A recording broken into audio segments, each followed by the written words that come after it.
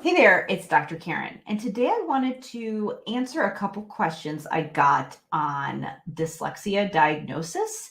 And the original question was about the SLP's role in the process. So I'm just going to go into the questions and talk a little bit about my responses to them. So a while back, I recorded a video and I had some posts on the SLP's role in dyslexia, whether they are qualified to treat it and things like that. And I got some good questions from a reader about the whole process of dyslexia diagnosis, especially when it's medical versus school and things like that.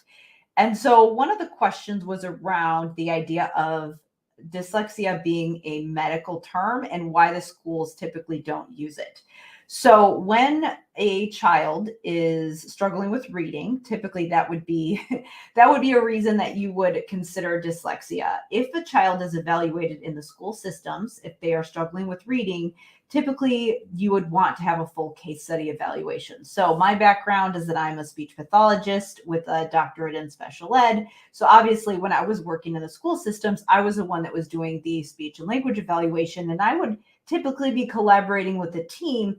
And so that means that there would be other people. If the student was globally struggling in reading and had multiple academic problems, I would not want to go into that evaluation being the only person evaluating, because all of the things that I would be working on with the student, the language, those are part of the process, but some of the other team members also are part of that team approach that needs to happen in order for the services to be effective.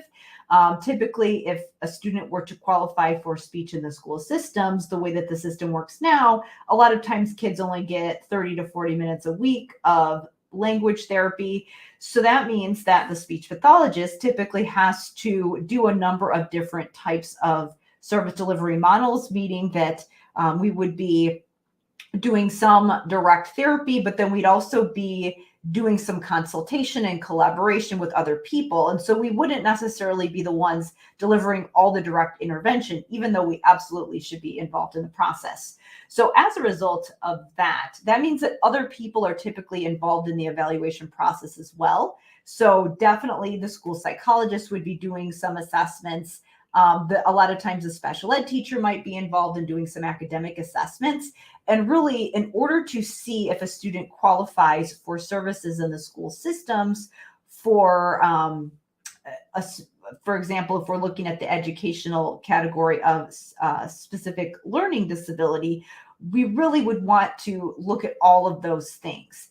Typically in the school systems, the SLP is the one who is diagnosing the speech and language impairments. That's just legally how it works.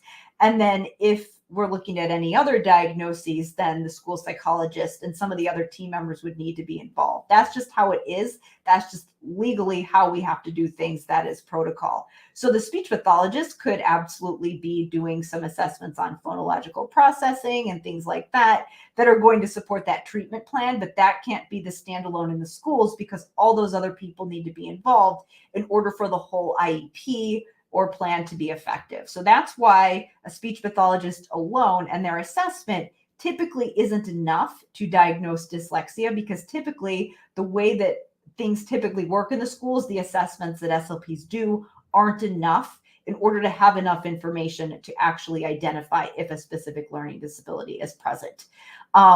If an SLP is in private practice, then typically they might have a little bit more leeway with what they can do. If an SLP were to open a private practice and specialize in reading, writing, learning disabilities, what they might do is that they might have somebody in their practice in addition to them that could do some of those assessments.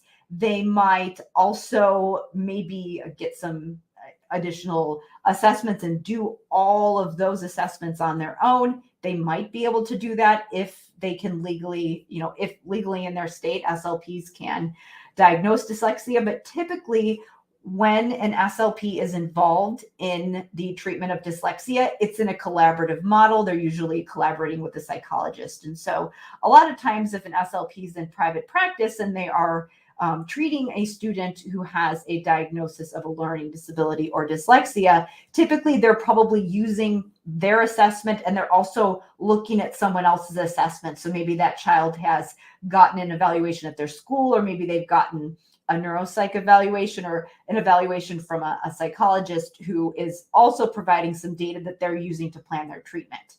So I am definitely a proponent of the integrated service delivery, where it's we need all these people involved in order to have all of the accurate information, even though the SLP absolutely should be involved in this process. So that's why one of the questions was, is a phonological processing eval enough for to be able to diagnose something like dyslexia or a specific learning disability? Typically not, because if a student is struggling with word reading, a lot of times there's a lot more going on than just phonological processing. From a language perspective, there could be an issue, they might not be comprehending because they're having issues with syntax. There might be an issue with morphology. And then also the educational psychologist might be able to do some additional assessments that could look into some other things as well that would need to supplement the phonological processing. So that can't stand alone. It's an important piece of the process, but it's not the whole thing. So that's why that alone can't be something that you use to diagnose specific learning disability. Now, the other question was about specific learning disability versus dyslexia. So when a child is evaluated in the school systems, if they have, if they're presenting with signs of dyslexia, then typically they can go through this case study evaluation process. But the school district, because they are in a school, if the child's evaluated in the school has to follow the educational eligibility categories. And the educational category in this area is specific learning disability. It's not dyslexia. So the school cannot use dyslexia because that is not the label that is one of the educational labels. Now, a child could have dyslexia, and the school could acknowledge that and say, okay, because they have dyslexia, maybe it's been diagnosed by an outside evaluator, or maybe they've done an evaluation and they know this child probably has dyslexia. We're going to make sure that we give them the services that they need. They still can't place that label. They can't give that diagnosis because they are in the school. So they might acknowledge that it's probably there and give the child what they need, but they can't say, they can't actually give that diagnosis because they're in a school. And that's not one of the educational labels. So they would say specific learning disability. They might, if the child actually has a dyslexia diagnosis, they should document that in the child's paperwork, but that's not the official category that they're getting their services under. Now, as far as it being a medical term, there's a lot of, technically speaking, it's considered a medical term. It has to be diagnosed in an outpatient clinic somewhere outside of the school. Yes, even though it is traditionally considered a medical term, the actual signs of it and where it's typically addressed is in the schools, which, again, that's something that a lot of people don't like, but it just can't officially be diagnosed within the school systems. It's got to be typically in an outside psych eval. Again, the SLP can and should be involved in the intervention, but in many states, they can't be the one that's actually doing the complete evaluation, or they're often not the person who's doing the complete evaluation. They are definitely doing some kind of evaluation, and hopefully in a lot of cases, and providing the intervention, but they just can't necessarily be the one that's putting the label on them. They've got to be working with the team. And honestly, I do think, again, I'm an SLP. I'm always all about empowering SLPs. I think that, obviously we're really qualified to be able to provide services for these students, but when we're doing evaluation and treatment, we should also be working with other practitioners. And many times the way that the system is set up in the school systems, SLPs can't do it alone. They've got to be working with these other people. So yes, they absolutely should be doing interventions that are working on, word reading and things like that. then, those types of things are going to be things that an SLP should be working on, but they should be doing it with a team approach. So as far as insurance coverage, I know that is a whole other topic.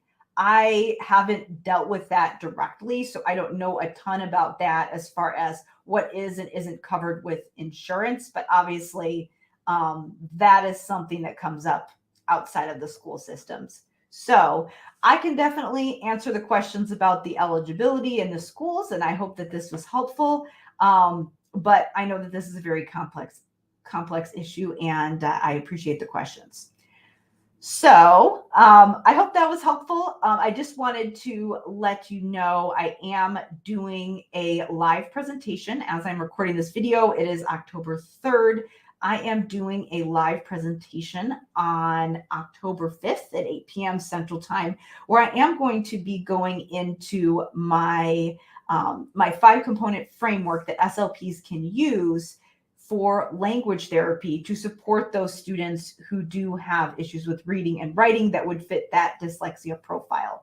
So I am going to be sharing that framework in a free presentation this Wednesday, October 5th at 8 p.m. And I'm going to be going through that complete framework to give that picture of what SLPs can do to support these students.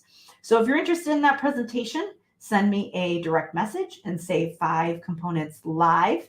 If you are listening to this, this video after October 5th, I will probably have a recording of this presentation. So please send me a message and say 5 components, and I will be able to share that with you. But if you want to come live, just say 5 components live, and I will share that link with you. And I hope that you enjoy it. Thanks so much.